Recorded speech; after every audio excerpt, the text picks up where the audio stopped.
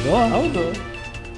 News ವರೆಗೆ ಮತ್ತು ಸ್ವಾಗತ. ರಾಮೋಜೇಶ್ವರಿ, ಈಗ ನಂದನ್ ನಿಲೇಕಣಿ ಒಂದು ಪ್ಲಾನ್ ಇದೆ. ಏನಂತಂದ್ರೆ ಈ ಡಾಟಾಬೇಸ್ ಅನ್ನ ಕಲೆಕ್ಟ್ ಮಾಡಿ ಅದನ್ನ ನ್ಯಾಷನಲ್ ಇನ್ಫಾರ್ಮೇಶನ್ ಯುಟಿಲಿಟೀಸ್ ಅನ್ನುವಂಥದ್ದು, ಒಂದು ಪ್ರೈವೇಟ್ ಕೆಲವು ಗ್ರೂಪ್ ಆಫ್ ಕಂಪನೀಸ್ ಸೇರ್ಕೊಂಡು ಅದನ್ನ ಸಂಗ್ರಹ ಮಾಡುತ್ತೆ ಅನ್ನೋದು. ಅದರಿಂದ ಪ್ರತಿ ವರ್ಷ 288 ಕೋಟಿ ಲಾಭ ಆಗುತ್ತೆ ಅನ್ನುವಂಥ ಒಂದು ವಾದ ಕೂಡ ಇದೆ. ಆ ರೀತಿ ಪ್ಲಾನ್ ಇದೆ. ಅದು ಉಪಯೋಗ ಬರುತ್ತಾ ಅಂತ? ಯಾವುದು?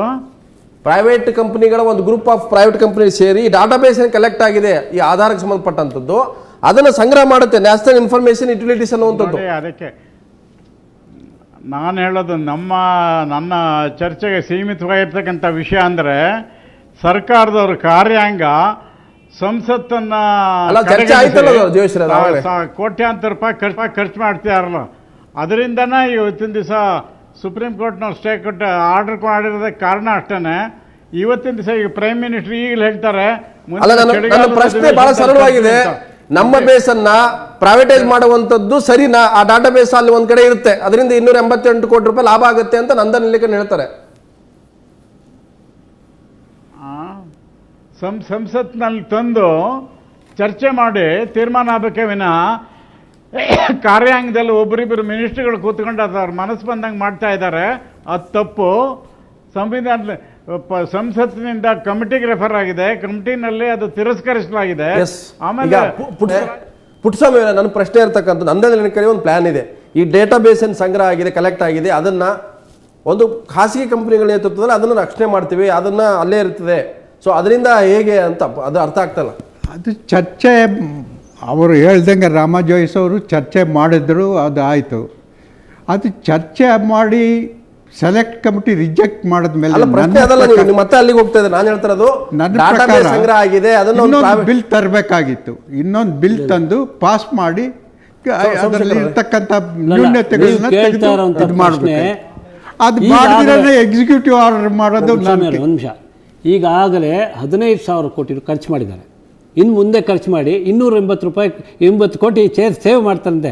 ನಗುಪಾಟ್ಲ ಬರಾಗಲ್ರಲ್ಲಿ ಪ್ರೈವೇಟ್ ಕಂಪನೀಸ್ಗೆ ಈಗ ಗೌರ್ಮೆಂಟ್ ಕೇಳ್ತಾ ಇದೆ, US ಗೌರ್ಮೆಂಟ್ ಡಾಟಾ ಕೊಡಿ ಅಂತ, ವಿಚ್ ಇಸ್ ದ ಸರ್ವೆಲೆನ್ಸ್. ಇವತ್ತು ನೀವು ಪ್ರೈವೇಟ್ನವ್ರಿಗೆ ಇಂಡಿಯನ್ ಪ್ರೈವಸಿ ಲಾಸೇ ಇಲ್ಲ.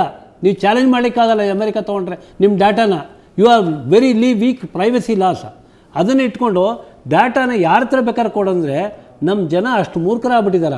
ಸೊ ಶಂಕರ್, ನಮ್ಮ ಡಾಟಾನ ನಾವು ಸಂಗ್ರಹಣೆ ಮಾಡುವಂತ ಟೆಕ್ನಾಲಜಿ ನಮಗಿಲ್ವಾ ಅಂತ? ಪ್ರೈವೇಟ್ ಕಂಪನಿ ಕೊಡ್ಲೇಬೇಕಂತ 209 ಪ್ರೈವೇಟ್ ಇಟ್ಕೋಬಹುದಲ್ಲ? ನೋಡಿ, ಈ ದೇಶದಲ್ಲಿ ಎಲ್ಲವನ್ನು ಕೂಡ ಸರ್ಕಾರದ ಅಧೀನದಲ್ಲಿರತಕ್ಕಂಥ ಇಲಾಖೆಗಳೇ ಮಾಡ್ತಕ್ಕಂಥ ಶಕ್ತಿ ಮತ್ತು ಸಾಮರ್ಥ್ಯ ಅವು ಕೆಲವು ಸರ್ತಿ ಇರೋದಿಲ್ಲ. ಔಟ್ಸೋರ್ಸ್ ಮಾಡೇ ಮಾಡ್ತಾರೆ. ಈಗ ಅಮೆರಿಕದವರು ಅನೇಕ ಕೆಲಸಗಳನ್ನ ಇಂಡಿಯಾಕ್ಕೆ ಔಟ್ಸೋರ್ಸ್ ಮಾಡ್ತಾರಲ್ಲ, PPOಗಳಿಗೆ ಔಟ್ಸೋರ್ಸ್ ಮಾಡ್ತಾರಲ್ಲ, ಎಲ್ಲ ಸೀಕ್ರೆಟ್ಗಳು ಇಲ್ಲ. ಕೇಳಿ, ಈಗ ರೈಟ್ ಟು ಇನ್ಫಾರ್ಮೇಶನ್ ಆಕ್ಟ್ ಬಂತಲ್ಲ, ರೈಟ್ ಟು ಇನ್ಫಾರ್ಮೇಶನ್ ಆಕ್ಟ್ ಬಂದ ನಂತರ ಸರ್ಕಾರದ ಯಾವುದು ಸೀಕ್ರೆಟ್ ಆಗಿ ಉಳಿದಿದೆ? ಈಗ ರೈಟ್ ಟು ಇನ್ಫಾರ್ಮೇಶನ್ ಆಕ್ಟ್ ಪ್ರಕಾರ ಸರ್ಕಾರದ ಯಾವುದು ಶಂಕರ್ ಈ ರೈಟ್ ಕೇಳಿ,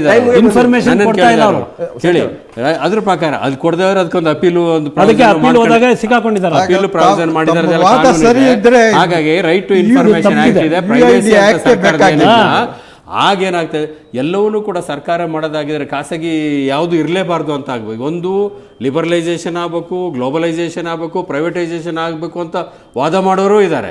ಎಲ್ಲವನ್ನೂ ಕೂಡ ಸರ್ಕಾರನೇ ಮಾಡಬಾರ್ದು, ಸರ್ಕಾರದ ಬಹಳ ಸೀಮಿತವಾಗಿರ್ತಕ್ಕಂಥ ಅಧಿಕಾರಿಗಳಿರಬೇಕು, ಎಲ್ಲ ಸರ್ಕಾರಕ್ಕೆ ಬರೇ ಇದು ಮಿಲಿಟರಿ ಡಿಫೆನ್ಸ್ ಇರಬಾರ್ದು ಅಂತೇಳಿ. ಈಗ ನಂದನ್ ನಿಲೇಕಣಿಯವರು ಪ್ರೈವೇಟ್ ಕೆಲವು ಕಂಪನಿಗಳಿಗೆ ಕೊಟ್ಟು ಇದು ಮಾಡಿ ಅದನ್ನು ಕೂಡ ಟೆಂಡರ್ ಕರೆದು ಮತ್ತೊಂದು ಕರೆದು ಏನೋ ಪ್ರೊಸೆಸ್ ಮಾಡಿ ಸರ್ಕಾರ ಒಪ್ಪಿರೋದನ್ನ ಅವ್ರು ಮಾಡಿರ್ತಾರೆ. ಮುಂದೆ ಬರ್ತಕ್ಕಂಥ ಸರ್ಕಾರ ಅದು ಸರಿ ಇಲ್ಲ ಅಂತ ಹೇಳಿ ಅದ್ರ ಬದಲಾವಣೆ ಅಥವಾ ಸುಧಾರಣೆ ತರ್ತಾರೆ. 209 ಕಂಪನಿಗಳಲ್ಲಿ ITBT ಗೊತ್ತಿಲ್ಲದೆ ಇರೋ ಕಂಪನಿ ಜಂಡೇವಾಲ ಅಲ್ಲಿ ಒಂದೇ ಕಂಪನಿ 3 ಅಡ್ರೆಸ್ಸು, ಒಂದೇ ಜಾಗದಲ್ಲಿ 3 ಅಡ್ರೆಸ್ಸು, ಆ್ಯಂಡ್ ಅವರಿಗೆ ಒಬ್ಬರು ಬ್ಲ್ಯಾಕ್ ಲಿಸ್ಟ್ ಮಾಡಿದ್ದಾರೆ. ಈ ರೀತಿ ಅವರಿಗೆ ಸಬ್ಲೆಟ್ಟಿಂಗ್ಗೆ ಪರ್ಮಿಷನ್ ಇಲ್ಲ. ಬೆಂಗಳೂರಲ್ಲಿ ನಿಮ್ಮ ಪಕ್ಕದಲ್ಲಿ ಇದೆಯಲ್ಲ, ಇಲ್ಲಿ ಹೈಗ್ರೌಂಡ್ಸ್ ಪೊಲೀಸ್ ಸ್ಟೇಷನ್, ಅವ್ರು ಹಿಡಿದಿದ್ದಾರೆ 1000 ID ಇದು ಮಾಡಿ ಡೂಪ್ಲಿಕೇಟ್ ಮಾಡಿಬಿಟ್ಟು ಅವ್ರನ್ನ ಹಿಡಿದಿದ್ದಾರೆ.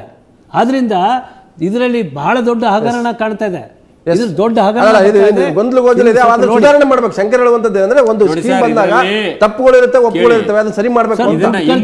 ಇಂಪ್ಲಿಮೆಂಟ್ ಮಾಡ್ತಕ್ಕಂತ ಸಂದರ್ಭದಲ್ಲಿ ದೋಷಗಳಿರ್ಬೋದು, ಇಲ್ಲ ಅಂತ ನಾನು ಹೇಳೋದಿಲ್ಲ. ಇಂಪ್ಲಿಮೆಂಟ್ ಮಾಡ್ತಕ್ಕಂತ ಸಂದರ್ಭದಲ್ಲಿ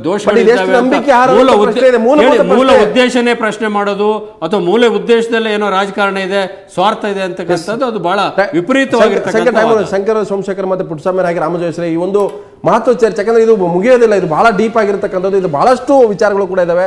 ನಾವು ಸೀಮಿತ ಅವಧಿಯಲ್ಲಿ ಇದನ್ನು ಚರ್ಚೆ ಕೈಗೆತ್ತಿಕೊಂಡಿದ್ವಿ. ಆದರೆ ಪ್ರಮುಖವಾಗಿರ್ತಕ್ಕಂಥದ್ದು ಇಂಥ ಒಂದು ಡಾಟಾಬೇಸ್ ಅನ್ನು ಕಲೆಕ್ಟ್ ಮಾಡುವಾಗ ಎಲ್ಲ ಒಂದು ಕಡೆ ಇದಕ್ಕೆ ಒಂದು ರೀತಿ ಫುಲ್ ಪ್ರೂಫ್ ಅನ್ನೋದು ಬೇಕು. ಒಂದು ಯೋಜನೆ ಜಾರಿಗೊಳಿಸುವ ಅನೇಕ ತಪ್ಪುಗಳು ಒಪ್ಪುಗಳು ಇರ್ತವೆ.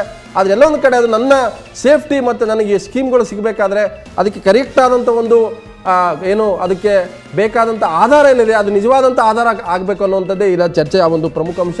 ಇದು ಇವತ್ತಿನ ನ್ಯೂಸ್ ಅವರ್. ನಾಳೆ ಮತ್ತೊಂದು ವಿಷಯ ಹೊತ್ಕೊಂಡ್ಬರ್ತೇನೆ. ನೇರ ದಿಟ್ಟ ನಿರಂತರ ಸುದ್ದಿಗೆ ನೋಡ್ತಾರೆ ಸುವರ್ಣ ನ್ಯೂಸ್.